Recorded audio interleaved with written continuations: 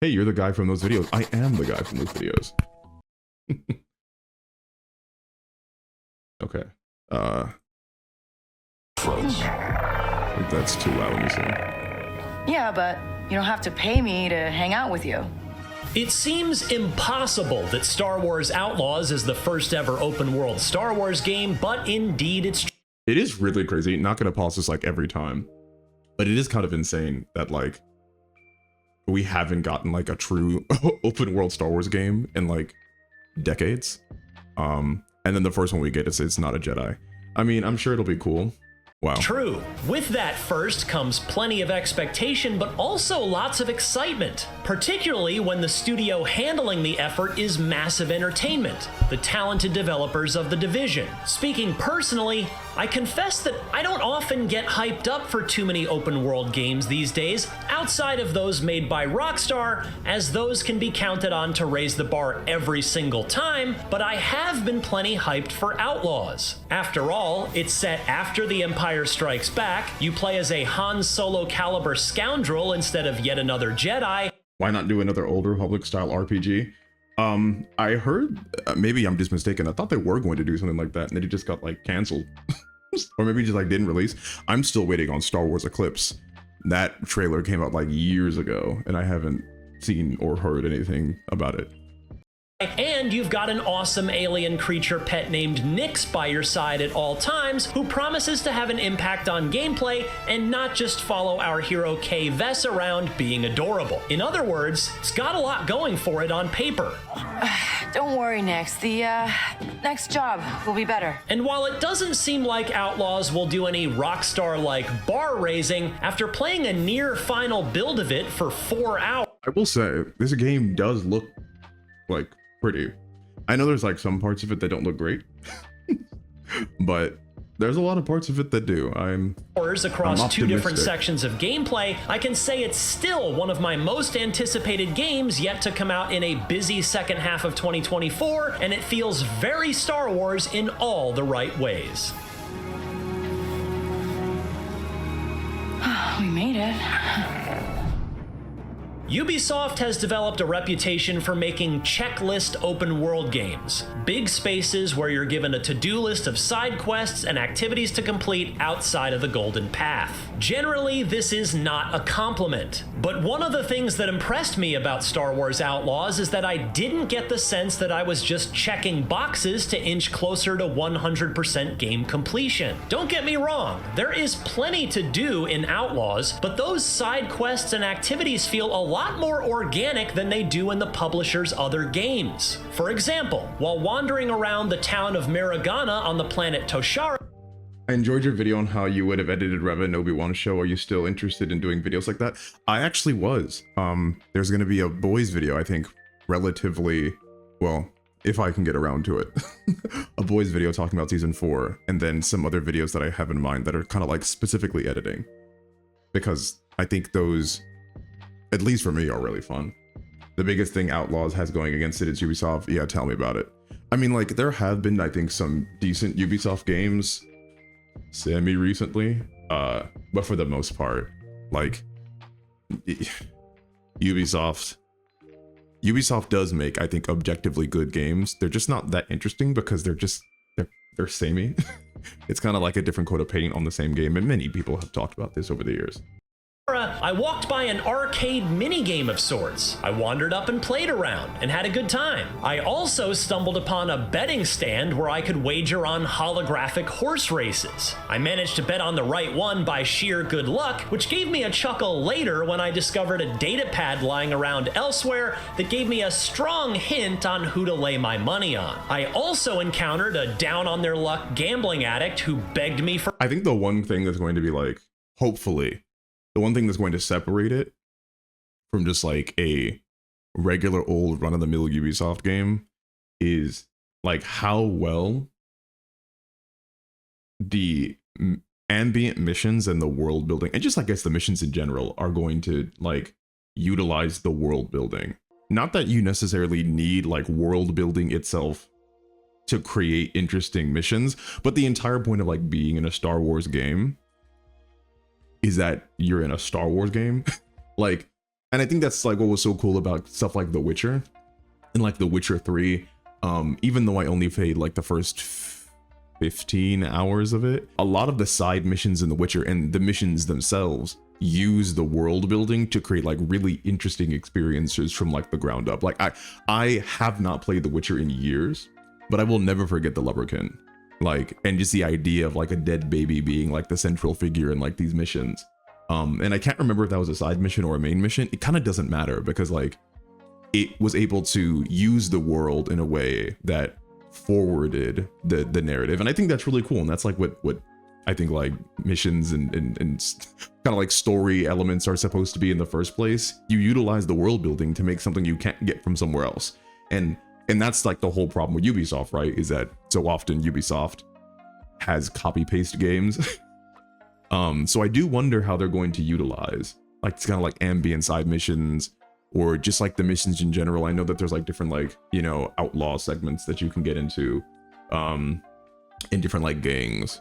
But this I think is going to be the real difference maker aside from the main character's kind of like representation on screen itself, because obviously you can like make or break a whole game based off the main character.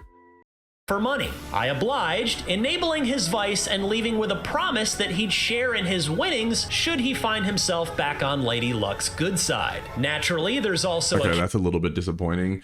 Only because like, not that I was expecting anything like big, but I was expecting that to kind of like balloon into something a tiny bit more meaningful. Rather, maybe I'm just mistaken here because I was thinking like, oh yeah, he gave him like some money. I don't know, now that I'm looking at it, it seems that this side mission isn't even a side mission. It's like, it's a random chance of if we see him again and he wins, he'll give us money from his winnings. But if he loses, we won't get anything. And hopefully maybe that'll blossom into like a bigger story mission. But I'm not going to hold my breath. That he'd share in his winnings should he find himself back on Lady Luck's good side. Naturally, there's also a cantina, and I even saw a sabacc table, but I lacked sufficient funds at the time to buy. What's an interesting aspect or part of the Star Wars universe that you feel hasn't been explored or overlooked? I'm simultaneously like a big Star Wars fan and also not like the biggest Star Wars fan as far as like lore. But I'm sure I could think of like, if I had knowledge about like the setting and everything that's going on in these games, I'm sure I could think of like tons of stuff. Because again, Star Wars, at least for the main series, is cursed by being too big in scale. I literally made an entire video about this called The Rule of Cool. And I think there's a lot of like little things in Star Wars and how people operate underneath either Imperial or Jedi rule that you could explore. Like even just like the idea of like the Jedi's kind of sucking, and there's tons of videos made off of that, and how people like actually think about the Jedi, or some people who may genuinely love the Empire. There's no limit, I would say, to what a good writer can pull from well-constructed world building. It literally just takes, I think, confidence and imagination. In and play. Someone told me that the Hutts are scrambling to get back something of Jabba's. All of these optional activities feel See, very natural on the planets and towns of Outlaws, and that's true in part because of the excellent art direction that makes every location ooze Star Wars authenticity. From the lighting to the architecture to the NPCs milling about, Massive has, based on what I've seen so far, done an excellent job of setting an authentic Star Wars stage. And I'd be... Okay, I'm gonna be real. And I'm not here to like nitpick every little thing. This this is like job of setting an authentic Star Wars super stage. Disappointing. Okay. I'm going to make a earnest request to video game makers. If we are playing a stealth game and we need to knock out a character, and I know this is going to be difficult, and I know it's a tall order. Can we please get something animation wise that's a little bit more interesting than hitting them on the head? That's it. That's all. She legit, I'm not gonna replay it again. She just smacks him with the back of her hand on the head and he falls over limp. I'm not asking for like a freaking 4-part ballet here, but I would like I would like something, because it's little things like this that legit kind of like make you think that they didn't care that much. Because I mean, there are so many things that we could do. She could have a taser, right? Like a future taser, whatever that might be. And she could tase him while covering his mouth. She could choke him out, right? The Last of Us had some great like stealth animations. Animators, sorry man, budget cuts, gotta take what you can get. Apparently, you know, multi-million-dollar company can't take the time to, again, and I don't mean to nitpick, but this is like, what, like 140-pound girl? Like, you know, this chick weighs maybe $150 soaking wet. And the idea of her just like going up behind somebody and like knocking them out with her bare hand from one hit. It seems like there's a lot of things that we could have had this chick do instead that would have been more true to her character and more immersive. Because like seeing this is just like, it's really lame. It's disappointing as a video game player. And I'd be remiss if I didn't add how the story of Star Wars Outlaws only supports and reinforces all of this. Kay is just out to make her way in an unforgiving galaxy, lying or double-crossing as she needs to. One of the cool things that I will say that I do have hope for is that even though it sounds like a waste of Star Wars to have a character in such a cool setting just be out to make money and do their own thing, the reason I kind of have a lot of hope for this is because that was the same thing I think we had happened with Arthur Kenway. In Assassin's Creed Black Flag, you did not start out as an assassin. You legit were just a guy. You were a guy who wanted to make money, and you, I think, found a dead assassin and put on their clothes and in order to try to like infiltrate the order. And I think that's just like the coolest thing Ubisoft has done with a character. Black Flag was, to me, one of the best, if not the best, Assassin's Creed games in a lot of the ways because it wasn't just copy pasted, but Arthur was also really cool. Cool setting. Star Wars is a cool setting. It may not be used effectively all the time, but it is a cool setting. I'm not going to deny that. In order to look out for number one. This plays out in occasional dialogue choices that pop up during cutscenes, adding a bit more player agency to what would otherwise be a mini Star Wars in-game movie. Will those choices affect how the plot ultimately plays out? I wouldn't bet on it, but there is a laudable faction reputation system that tracks how much, or little. But at the same point, like, I've heard Black Flag and Odyssey were good. Yes. I've liked Black Flag and Origins. Origins to me is better than Odyssey, but they're all good. But getting back to here, I think it's crappy for game companies to put choices in games and then be like, oh, by the way, those choices don't matter. And I know that's just like more work. But again, no one's asking you to put these things in the first place if you're not going to actually bring them to fruition. I know a lot of it is to be able to like market and just like say you have these things in there because gamers will have expectations of what to think. But it just kind of like sucks that like if he's literally saying, I don't know if they're going to affect the story or not. To me, if it was going to affect the story, that would be something that he would have been told. And the fact that it might not affect the story is kind of lame, because then it's like, why am I even making these choices in the first place? Not every game can be freaking like Heavy Rain. Not every game can be Mass Effect.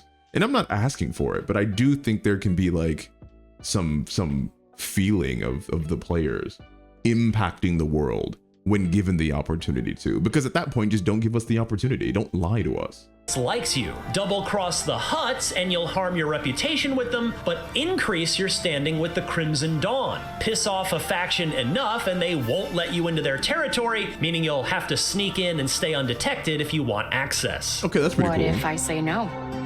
Now that you know who I work for, I can't let you walk out of here. But you're probably wondering, what of the moment-to-moment gameplay? In this, Star Wars Outlaws made me happy. This is a I just can't, bro. What? Hold on. Moment gameplay. Ubisoft, please, just game developers. I know, again, it's just a lot to ask for. But if you have certain enemies wearing armor, have them have different takedown animations than enemies not wearing armor. Because seeing my main character kick a stormtrooper in the leg and then punch him in the chest is so insane to me that it's such a clear indicator that you just didn't care about this animation or the gameplay around it.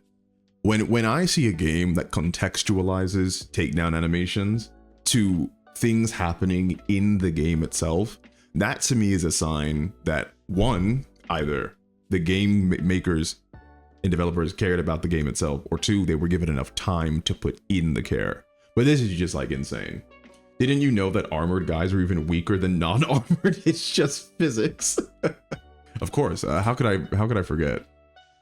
Game if you want it to be. And if you mess up in that attempt, I honestly like that you don't have a lightsaber to save you. You'll have to use Kay's blaster, which, yes, is upgradable, to get out of trouble, and that adds to the sense of danger because you're not a laser sword wielding demigod. As such, the blaster battles felt like they had meaningful stakes, and the stealth gameplay had a bit of weight to it because I knew that I'd be up against it if I messed up.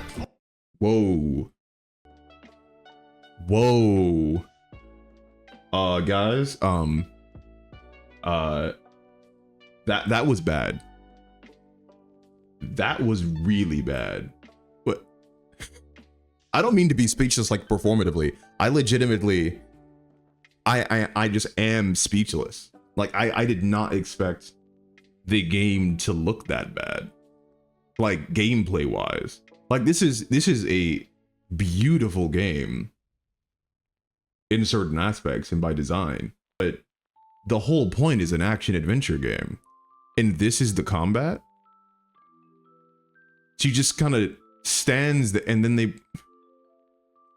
this looks like test footage. This looks like some dudes in their basement were just making this. I'll let that one slide. Game AI has never been. No. Like Cosmo, this isn't like this AI isn't good. This is like 3 NPCs and the player character not being able to like move around each other. There doesn't seem to be melee attacks. There's no like hit weights. She's not even flinching from getting shot. This is not like a NPC thing or an AI thing. Okay, there's that looks a bit better, but holy moly. Of data spikes, and I quite like how Outlaws handles it. Each lock has a particular audio signature, and it's up to you to match that pattern by pressing the right trigger in time with the beeps. The longer you take, the more likely you are to be spotted. Similarly, the hacking minigame is also really fun. Here, you'll need to line up the right symbols in the right order, which usually takes multiple attempts. Fail too often and you'll fail the hack entirely. It took me a few tries to wrap my head around, but once I did, I really enjoyed the opportunities I got to do some hacking. Nice. The core stealth gameplay is aided by the breakout star of Outlaws, Nyx. Yes, Nyx is the BD1 of this game, but compared to Cal Kestis's droid companion, Kay's organic pal can do a whole lot more for you. He can distract an enemy by getting the bad guy's attention and adorably playing dead, or flat out attack them. He can hit buttons or switches too, or set I know off there's like other bombs, mechanics in other games that are like this. I do think having an animal companion to be able to do things is cool. Other games have had this before. This is not a new concept whatsoever. But I think their implementation of it and how, again, it can relate to the main character and the story elements and all that, it can be pretty interesting. But I'm gonna be real, this is the gameplay is like 75% of my expectation, because I think that good game can be like made completely by its gameplay, even if its story is bad. I don't necessarily know if the other way around works. Retrieve items. This is useful when you're pinned down in a firefight and a more potent A300 blaster rifle is across the room. That's really Nyx cool. can go fetch it and bring it back and drop it at your feet without you leaving cover. I Very even cool like mechanic. how Outlaws handles these larger weapons. They can't be reloaded, meaning that once you fire all the rounds, you just drop the empty gun and go back to your trusty blaster. Leaving cover. I even like how Outlaws handles these larger weapons. They watch this stormtrooper. Just watch. I'm pretty sure he like can't be reloaded. phases on top of the. Meaning that once. But this is the footage. This is like the gameplay that they presented to IGN. This is what they allowed IGN to play. This is supposed to be like the polished version of the game. Because like, sure, I can look at like big open vistas and, you know, like really cool aesthetics and design. But at the end of the day, if when I shoot the guys, I don't like shooting the guys, then what am I here for? Again, I am not asking for stuff like Red Dead or Red Dead 2, because I think they had like amazing ragdoll physics, awesome AI, great moment-to-moment combat, you know, all that kind of stuff. And Rockstar is working at like the peak of the gaming industry. But I would like my characters to not levitate onto bars when I shoot them in the face. I don't think that's too big of an ask.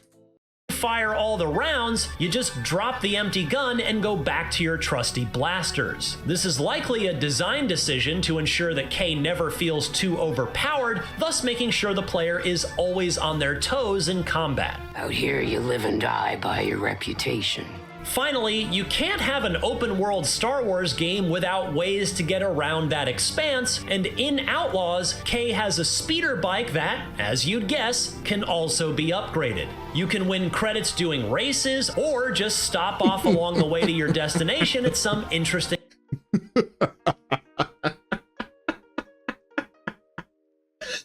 No, bro, no, wait. Is there no collision detection? Okay.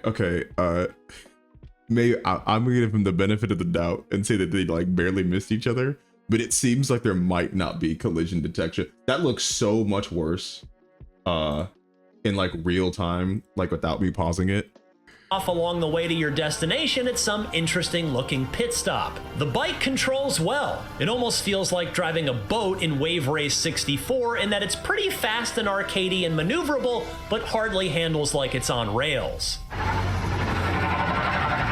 Complementing this is Kay's ship, the Trailblazer. I'm actually excited for this. This seems like it could be cool. And yes, it's upgradable. I got to do I really want to like this game, guys. I don't know if you can tell. I love open world games so much, and I want this game to be good, and I'm fighting for it. I really do. I'm going to be that guy that's hopelessly optimistic, but Lord have mercy. Bit of outer space ship-to-ship combat, and I had a good time. I'll need plenty more time in the pilot seat to really solidify my opinion here, but flying the Trailblazer made a good first impression. I just don't like the design of the ship. We've lost them. If there's one thing that concerned me a bit during my hands-on time, it's bugs. Outlaws went gold well before the preview event, meaning that if I wasn't playing the certification build, it was something mighty close. And while yes, there will inevitably be a day one patch, as most games have nowadays, it was... Which is an insane thing to say. An insane thing to say that we're at the point in games where like there's day one patches for like multi-million-dollar games because they're just either one, haven't been given enough time to bake, or two, weren't made with care. Still disappointing to see as many annoying little, admittedly mostly visual and harmless, glitches as I did. Hopefully that day one update will knock out the bulk of them. You know the rules. No credits, no sabak. And you already owe the Pikes a fortune. Ultimately, though, I had a fantastic time with Star Wars Outlaws. Open world games tend to be jacks of all trades, masters of none, and while I'm not sure Outlaws will master any of its gameplay components, it nonetheless not only does them all very well, but it does so with a convincing Star Wars sheen. And since there's somehow never been an open world Star Wars game before, it feels new, fresh, and most welcome. I'm glad this is arguably the first big name game out this fall on August 30th because I can't wait to play more of it. That's like legit it's like a what, 30 days? That's wild. Yeah. I hope this is good, guys. I really do. Because that was pretty, but that was rough.